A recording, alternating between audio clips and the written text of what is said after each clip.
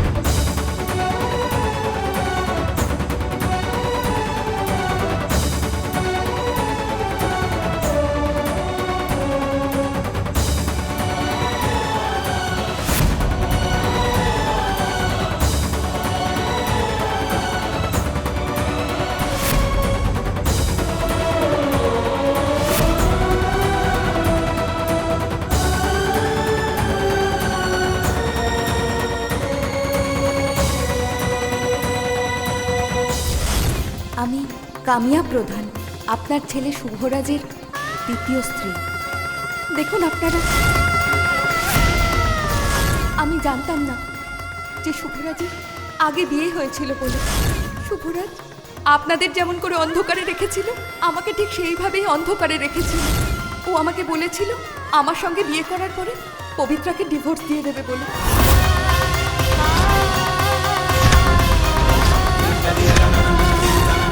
কামিয়া প্রধান, আপনার ছেলে শুভরাজের দ্বিতীয় স্ত্রী।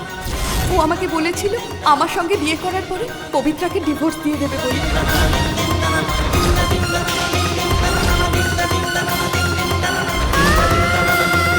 কামিয়া প্রধান, আপনার ছেলে শুভরাজের দ্বিতীয় স্ত্রী। আমার সঙ্গে বিয়ে করার পরে পবিত্রাকে ডিভোর্স দিয়ে দেবে বলে। আপনার ছেলে শুভরাজের দ্বিতীয় স্ত্রী। পবিত্রাকে ডিভোর্স দিয়ে দেবে বলে। না,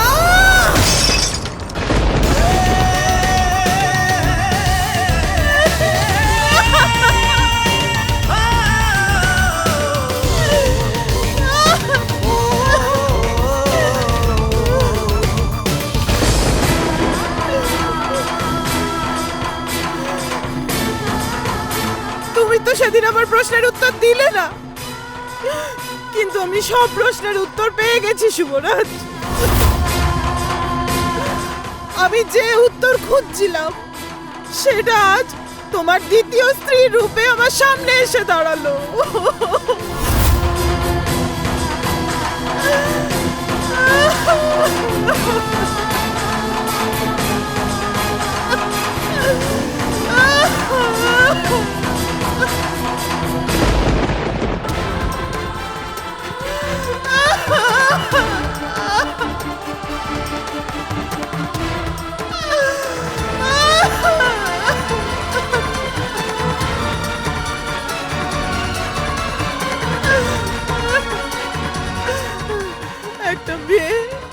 একটা মেয়ের চুপ থাকার ফল কি এটা?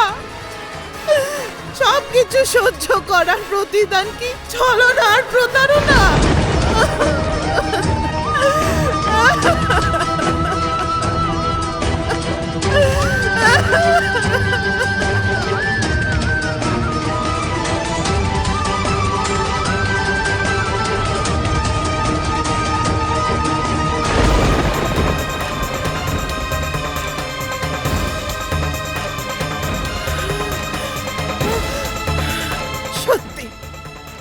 আমি বোকা ছিলাম আমি। তুমি আমাকে দূরেই রেখেছিলে, আমাকে অপমান করেছো, আমাকে অবহেলা করেছো। বারবার প্রশ্ন করা সত্ত্বেও তুমি আমায় কোনো উত্তর দাওনি। কিন্তু এটার কারণ তখন আমি কিচ্ছু বুঝতে পারিনি। এসব সংকেতের মানে তখন আমার মাথায় আসেইনি। সত্যি খুব বড় বোকা ছিলাম আমি, খুব বড়। আমার ভাগ্যই খারাপ, আমার কপালে শুধু এটাই লেখা আছে, শুধু কষ্ট আর চোখের জল আর যন্ত্রণা।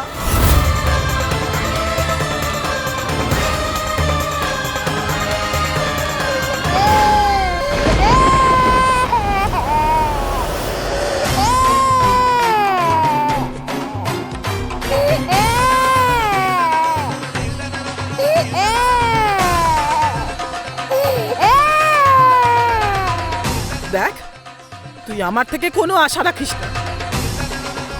যতটা ভালোবাসা আমার থেকে পাওয়ার কথা তার কিছুই আমি তোকে দিতে পারবো না। তোর বাবা বেঁচে থাকলেও বা মরে যাওয়ার পরেও আমার সাথে যে সব কিছু করেছে সে কথা ভাবার পরে আমার মনে হয় না তোর সাথে আমার কোনো সম্পর্ক আছে বলে।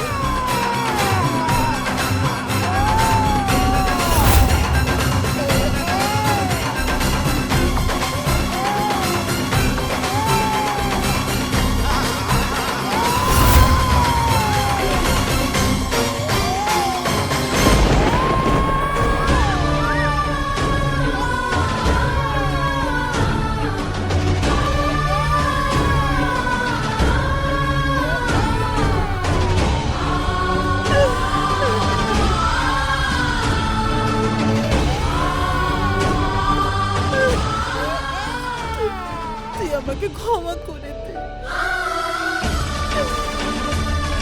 তুই সবকিছু না চাইতেও আমার সাথে এরকম অন্যায়ের মধ্যে জড়িয়ে পড়েছিস। আমি বুঝতে পারছি তোর বাবা আমাকে এটা করতে বাধ্য করেছে, তোকে গর্ভে ধারণ করতে।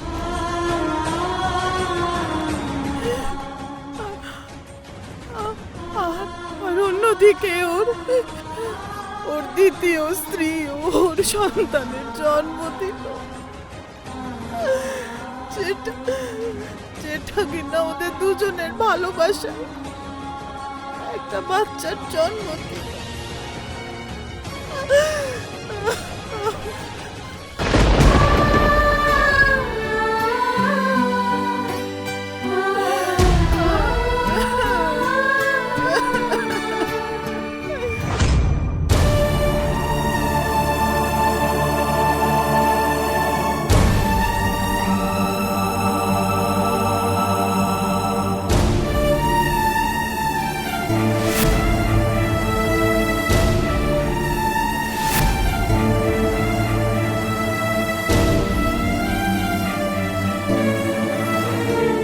অরুণা, তুই এটা কি করছিস? সব আটা তো পড়েই গেল। এই বাড়িতে একটার পর একটা অঘটন ঘটে চলেছে, এখনো বিশ্বাসও হচ্ছে না। দাদা চলে যাওয়ার পরে পবিত্র বৌদি ঘর থেকেও বেরোয়নি, কোথা থেকে আরেকটা বউ চলে এলো। কেমন মনে হবে বলো তো, যখন তুমি জানবে 3 বছর ধরে যে জীবন তুমি বাঁচছিলে সে সবকিছুই মিথ্যে, ছলনা, যেন অ্যাক্টিং চলছিল। তুই ঠিক বলছিস, বৌদির সাথে শুভরাজ স্যার যা কিছু করেছে সেটা একদমই ঠিক করেনি। এতদিন ধরেই মনে হচ্ছিল কোনো একটা কারণের জন্য বৌদি খুবই চিন্তিত, কিন্তু সে কখনো কাউকে কিছু বলেনি, সবকিছু নিজের মনের ভেতর লুকিয়ে রেখেছিল। যবে ওর বিয়ে হয়েছে কোনোদিনও আমি বৌদিকে হাসি খুশি দেখিনি। আর বিশেষ করে তখন যখন দাদা ওর সঙ্গে থাকতো ও যেন চিন্তায় থাকতো, আমি নিজে দেখেছি। ওর ভিতরে ভিতরে যে চিন্তা ছিল কোনোদিনও বাইরে কাউকে দেখায়নি। ধন্য আমাদের পবিত্রা বৌদি, সবকিছু চুপচাপ সহ্য করে নেয়, কাউকে কিছু জানায় না। কিন্তু এবার সবাই সব জানবে এই সবের পিছনে কে ছিল, ওই সতীন কামিয়া। জানি না কেন আমার ওই কামিয়ার অঙ্গভঙ্গি একদমই ভালো লাগে না। এসব কি সত্যি? আমার কেন জানি না বিশ্বাস হয় না।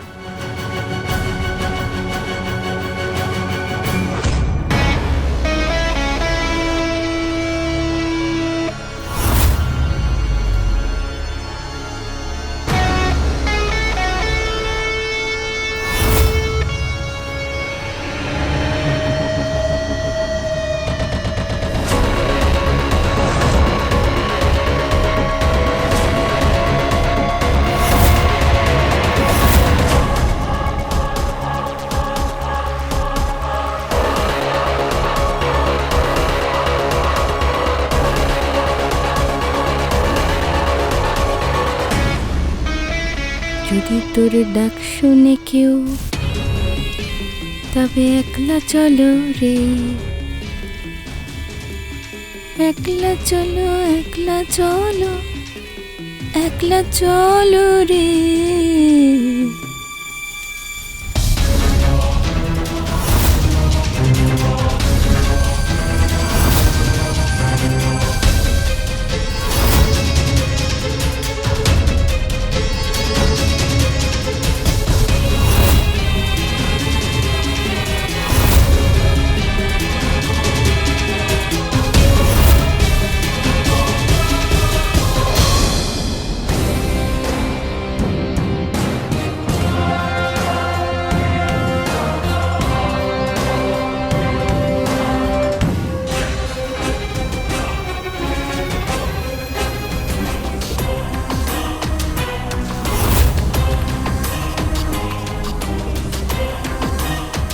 ধরে তো চলে এলাম, কিন্তু এই বাড়িতে নিজের জায়গা তৈরি করাটা এতটাও সহজ হবে না। কিন্তু পবিত্রা দিদি, তুমি খুব ভালো।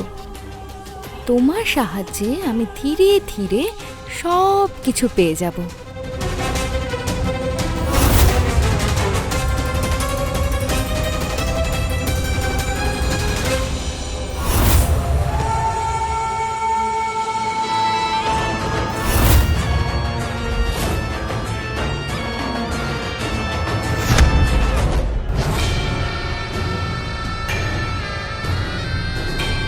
আমার ফার্স্ট স্টেপ ছিল এই বাড়িতে পা রাখা, আর আমার সেকেন্ড স্টেপ ছিল পবিত্রার রুমে এন্ট্রি করা। যদিও আমি খুবই কম দূরত্বে আছি।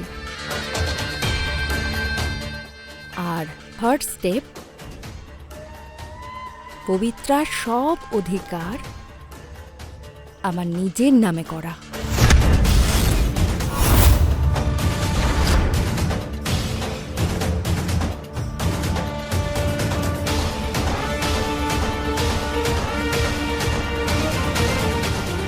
দাঁড়াও।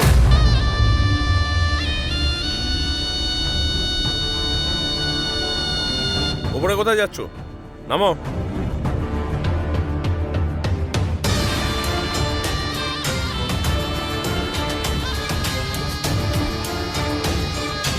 পবিত্রা দিদির রুমে যাচ্ছিলাম। কোনো দরকার নেই, নিচে নামো। নিচে নামো তাড়াতাড়ি।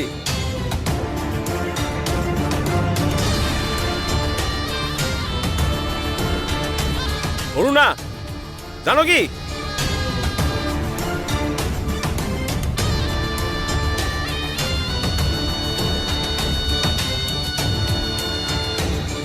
ও হয়তো নিজের জায়গাটা জানে না। ওকে নিয়ে গিয়ে সার্ভেন্ট কোয়ার্টারটা দেখিয়ে দাও।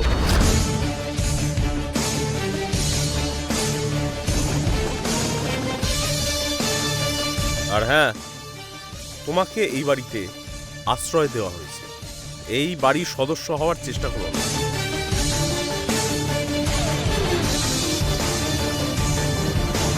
ঠিক আছে, যাও। চাকর চাকরানির রুম ওই দিকে। যাও।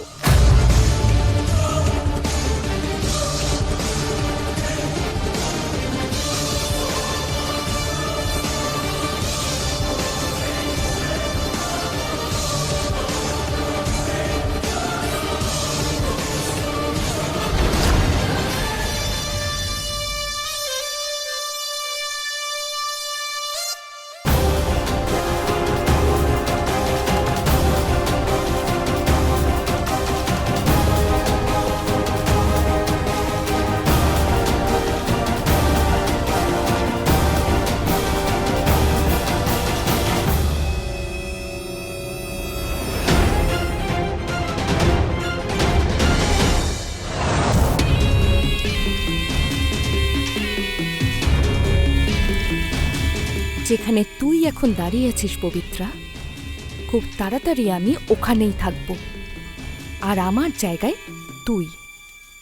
অপমানের যে আগুনটা আমার মধ্যে জ্বলছে না, তার তিল তিল করে প্রতিশোধ নেব আমি সবার থেকে।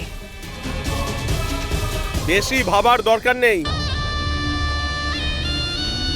তাড়াতাড়ি যাও। ওই, ওকে দেখিয়ে দাও না। চলো।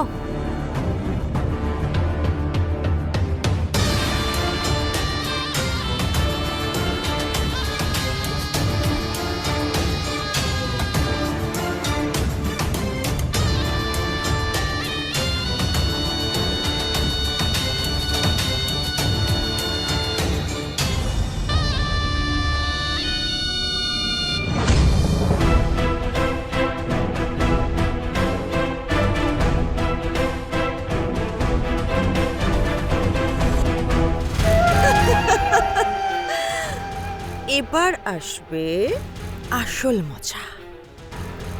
ওই দময়ন্তী বুড়ি সব সময় শুধু শুভরাজের কথা ভেবে গেল। যতবার দেখবো পবিত্রা শুভরাজ, পবিত্রা শুভরাজ। মলজা, এবার বুড়ির সব গর্ব ভেঙে যাবে। বুড়িকে এবার জামা কাপড়ের মতন ঠাসবো আর কাচবো।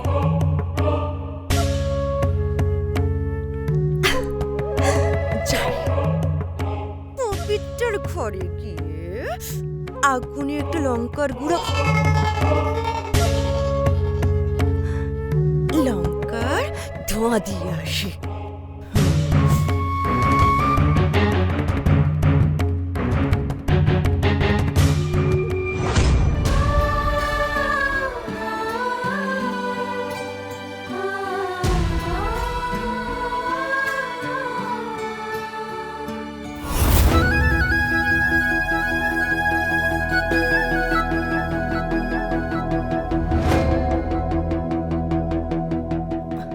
পবিত্রা, আরে পবিত্রা, তুমি এখানে কেন দাঁড়িয়ে আছো?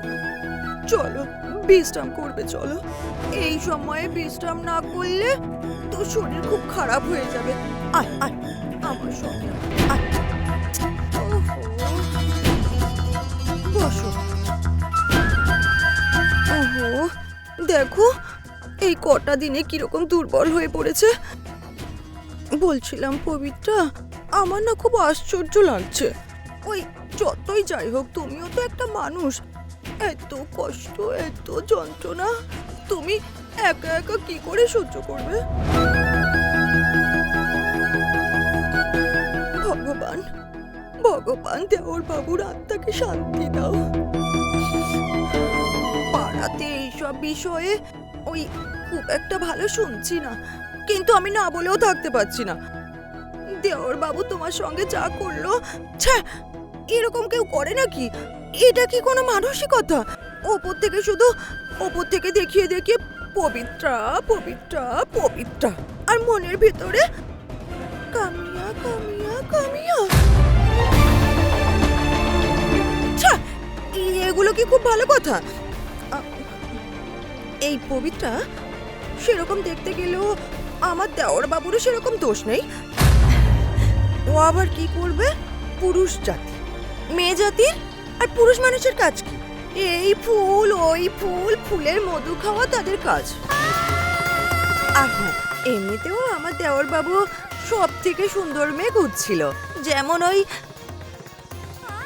ওই মানে তারও বোঝাচ্ছিল ওপর থেকে সুন্দর দেখতে হলে কি সব মেয়ে ভালো হয়?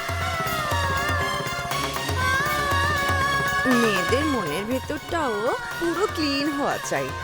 এই যেমন তুমি, তোমার মনটা যেমন ক্লিন, তোমার হৃদয়টাও সেরকমই ক্লিন। আমি এমন কি বড় বড় কথা বললাম? কামিয়া, এই কামিয়া আমার দেওর বাবুকে ফাঁসিয়ে দিয়েছে। হ্যাঁ, আর দেখো পরের মেয়ের নামে কেন মিথ্যে কথা বলবো? আমি তো জীবনেও বলবো না। আর কামিয়াকে দেখেও আমার খুব একটা সুন্দর মনে হয়নি। আর হ্যাঁ, আর অঙ্গি ভঙ্গি যা, দেওর বাবুও কি করবে বলো? বাধ্য হয়েই মনটাকে তার কাছে বিক্রি করে দিয়েছে।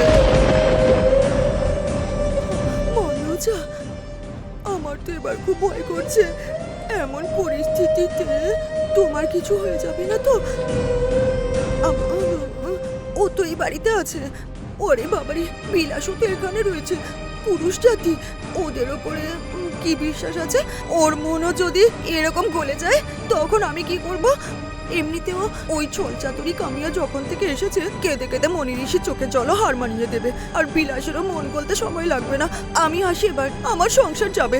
আমার সংসারের দিকে উচ্ছন্নে গেল আর আমি এখানে বসে জ্ঞান দিচ্ছি। পবিত্রা, শোনো, একদম কষ্ট পেও না। কে কি বলবে আমি দেখে নেব। যে যা বলবে কিচ্ছু মনে রাখবে না, ঠিক আছে? তুমি শুধু বিশ্রাম নাও। আমি যাই, নইলে আমার সংসারটাও আগুন লেগে যাবে। তুমি বিশ্রাম করো, আমি আসছি।